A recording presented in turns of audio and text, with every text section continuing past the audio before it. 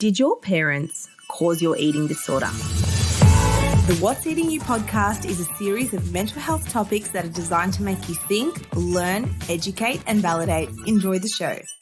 For those who don't know me, my name is Steph and I'm a psychologist and I'm the host of the What is Eating You podcast. And on today's episode, I have an inbox message on Instagram from someone who's given me consent to share their story, their insights, their struggles, and basically their experience with an eating disorder and how their family was involved. This message comes from a male, which is super interesting because males generally don't report to treatment as much as females, or eating disorders are usually very expected to just happen in the female population. So I'm really glad that this message came from a male and we can share it today. Hey Steph, I have a small story that I thought could give insight on how impactful parental influence can be on eating disorders. People don't realize how deep it goes. And it's really true. People just think, oh, my eating came from dieting or came from this, but where did that come from? What was your mother like growing up? What was your father like growing up? Not even around eating. How did they comment? How did they make you feel? And this is not to blame parents. Pretty sure their parents messed them up too. So it does go deeper for many people. Back to the message. I've struggled with bulimia nervosa since I was 14. I'm 22 now. I'm in remission and living life happily. Remission, for anyone who doesn't know, is basically when you're no longer showing signs or symptoms and it's kind of being in recovery. My narcissistic father was a big effectuator for my disorder's development. During my childhood, he was extremely abusive and displaced all his hatred and shame for himself onto me. So let's talk about narcissism. Basically, narcissism occurs on a spectrum. You can have narcissistic traits, and then on the far end of the spectrum, you can have someone with a narcissistic personality disorder.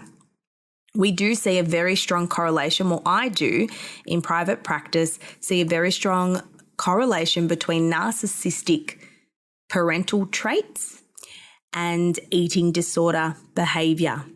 Now, what is a narcissistic parent, or what is narcissistic tendencies that people may have, right? It can vary. And look, not all narcissism is bad. There's okay. It's all right to have self-esteem. It's good to have some ego, but you don't want it to be at the detriment of other people, right? So basically, NPD, narcissistic personality disorder, is diagnosed when narcissism extends beyond a personality trait and it persistently affects many areas of your life. Mental health experts consider only one type of narcissism, but researchers and other experts have found there are multiple ways that in actual fact it can show up as part of someone's personality. Right? So in general, narcissism is closely tied to extreme self-focus, an inflated sense of self-esteem, a strong desire for recognition and praise. So when there is a narcissistic parent in a household, it's not what you think. It doesn't look as what you think. It can often look like this. Mum is always so tired. She always does so much work. We need to recognize how much work mum is doing for the family. We need to praise her. We need to talk her up to people. We need to be the best kid that she can experience. We need to sing her praises when she's not around, right? With narcissistic parents, love felt conditional. It was all about the parent, and you constantly feel like you were trying to win her or him over.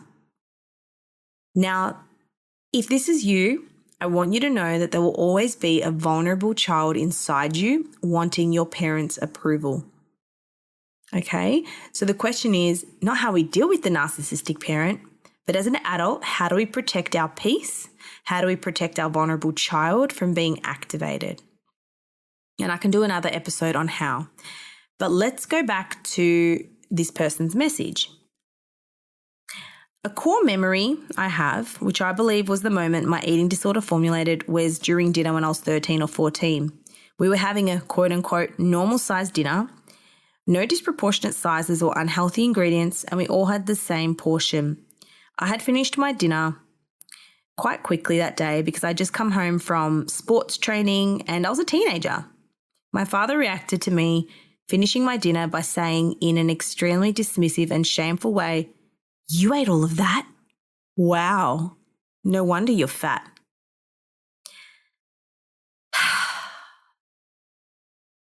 Where do we go from here? I don't even know how parents think it's okay to say this, right? And they might say, "Oh, I'm just trying to help you. I can't say anything.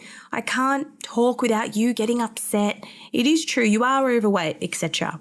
Parents, children, when young developing brains, because your brain doesn't develop until you're 25, they don't hear and think, "My parents said this is why you're fat."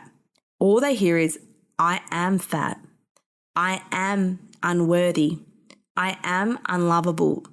My parent hates me. If my own parent hates me, how can anyone in the world like me?" Now, if this parent is a narcissist, an important thing to know is that narcissists rely on others for self-validation and self-worth. And often they are projecting their own volatile feelings about themselves, their own low self-worth onto others.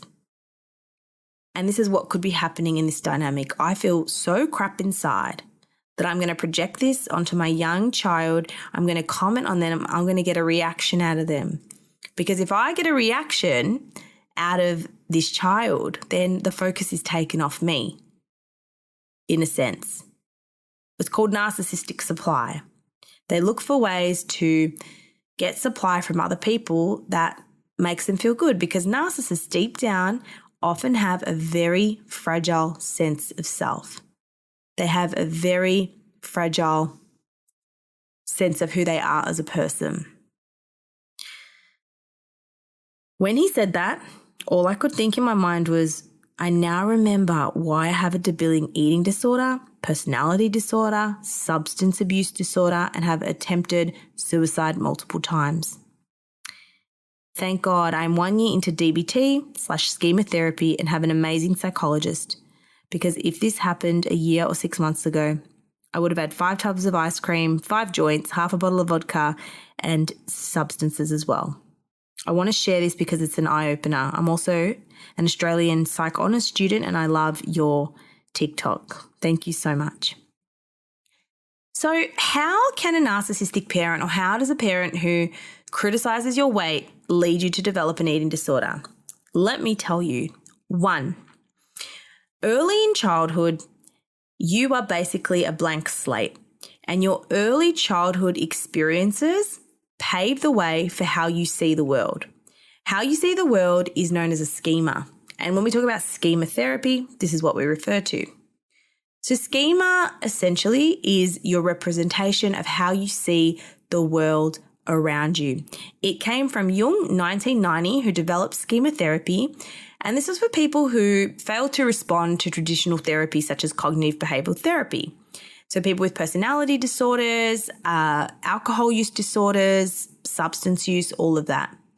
Now, our schemas begin as adaptive and they're relatively accurate representations of a child's environment, but they can become maladaptive and inaccurate as the child grows up. Now, your schemas, how you see the world, plays a major role in how individuals think, feel, act, and relate to others. So for example, say as a child I got bitten by a dog. My schemas or beliefs around dogs is that dogs are dangerous, I need to stay away, I can't be near a dog, can't be trusted. And that influences how I think and feel and how I act around dogs. I may avoid them, I may be very cautious, I may think all dogs, I might generalize that and think all dogs are dangerous. And this can affect areas of my life. Now, schemas, our beliefs are triggered when individuals encounter environments reminiscent of the child environment that produced them. Okay? So for example, if as an adult, a dog is in my vicinity and that triggers this schema, oh my God, dogs are dangerous, I'm in trouble, I'm not safe, I'm going to feel the same way I did as a child. Now, That's one example. Early maladaptive schemas or unhelpful beliefs are the result of unmet emotional core needs. So aversive childhood experiences such as narcissistic parents, neglect, abuse, not being validated, and it doesn't have to be extreme. This is why a lot of people miss this piece of the puzzle because they think, oh, it's not like I was abused. It's not like I was neglected. It's not like my parents didn't feed me. Doesn't matter. If you haven't heard of the ACE test, which is aversive childhood experiences, if you score more than 4 or higher, I might do another episode on this, little things, not being listened to as a child, not being validated, not being hugged, not having affection, parents not telling you that they're proud of you, things like that affect you as a child. And when your core emotional needs are not met, this leads to maladaptive beliefs in different areas of your life. So for this young guy who from a young age was told he was fat by his dad, he ate too much, in that moment he would have developed maladaptive beliefs. I'm not good enough. Dad doesn't love me. No one loves me. I'm unworthy, right? And then when that belief is dysregulated, when that belief is activated, that then sets off layers of coping. Now these modes, coping modes or coping responses, are the specific behaviors through which these 3 broad coping styles are expressed. So there's basically 3 coping styles. So when we get a negative belief, there's 3 coping styles. There's surrender, avoidance, overcompensation.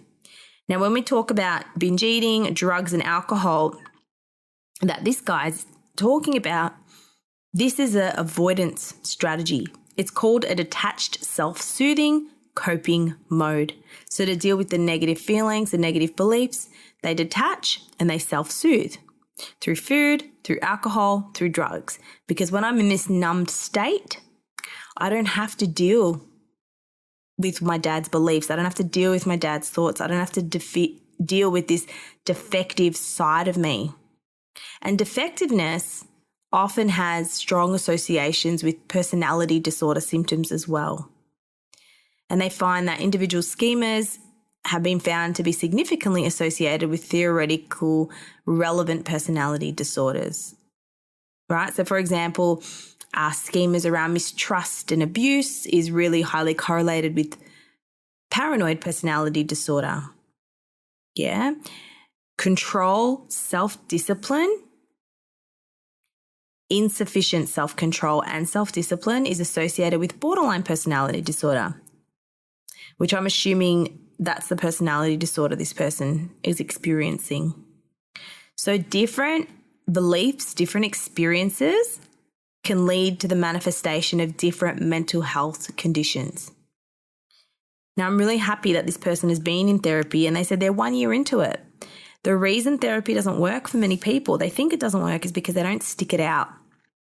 Your whole life has formed who you are today. Your whole life has formed your habits. It's not going to take 12 sessions. It's not going to take a Medicare mental health plan for many people with deep-seated stuff. And you got to commit to the process. It's like going to a gym. You go once a week for 4 weeks. How much is it going to change? Versus you do that for a year, or you go to the gym and you eat healthy and you have balance and you have a good night's sleep and you have rest. Who's going to see more results? The same is go to therapy, apply the strategies, do the reading, ask your therapist questions. Going to therapy is one part. Going to therapy is like going to the gym, but it's what you do around that that's going to set up your change and your habits. So if this is you and you're thinking, oh my gosh, I struggle with this, I've probably got really bad schemas, what do you do about it? The first thing is to build your awareness, your psychological awareness. So when you feel triggered or upset, write it down. What am I experiencing? What am I thinking? What are my unhelpful beliefs? What are my unhelpful behaviors? Yeah? And once you do this over time, you're going to start to notice themes. Are there themes around worth? Are there themes around being faulty? Are there themes around mistrust and abuse? Are there themes around perfectionism? Are there themes around being over-controlling of others? Then you're going to notice, how do I cope with this?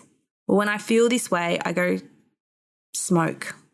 When I feel this way, I go binge and purge. When I feel this way, I go reckless driving or reckless spending. So start to recognize, what are my coping modes? What beliefs trigger these coping modes? And then we start to do two things. We want to exert control over our responses.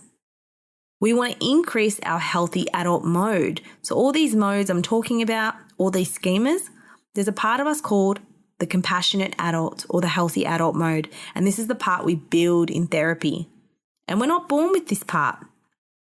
So we have to build this part. So obviously this person who's messaged me, they're building that part and they're only 22.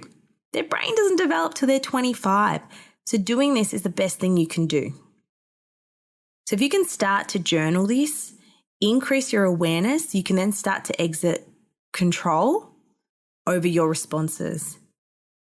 And this is when we work on schema healing. We heal the responses, we heal the beliefs rather than perpetuating it. So schema perpetuation means we reinforce that negative belief. So if I believe no one likes me and I avoid going to parties, if I keep avoiding parties, I'm perpetuating that belief that no one likes me. So you've got two choices. You keep perpetuating the problem, or you work towards healing it. Remember, a schema is a set of memories, emotions, bodily sensations, and cognitions. So healing involves diminishing all of these intense memories connected to the belief. And there's so much. There's behavior change, there's thought change. There's a lot that comes with it. I can do another episode if you have enjoyed this. A massive thank you to the person who sent in their story. If you have a story to share or a dilemma that you think people will benefit from listening, send me a DM on Instagram. I really love reading them and I appreciate people who contribute to the podcast. Thank you so much for being here. Thank you for listening for this amount of time. I'm grateful that you are here and you're investing in yourself. This is the first step to becoming the ultimate version of you. Have the best day. Remember, you're amazing and I'm proud of all you've accomplished so far.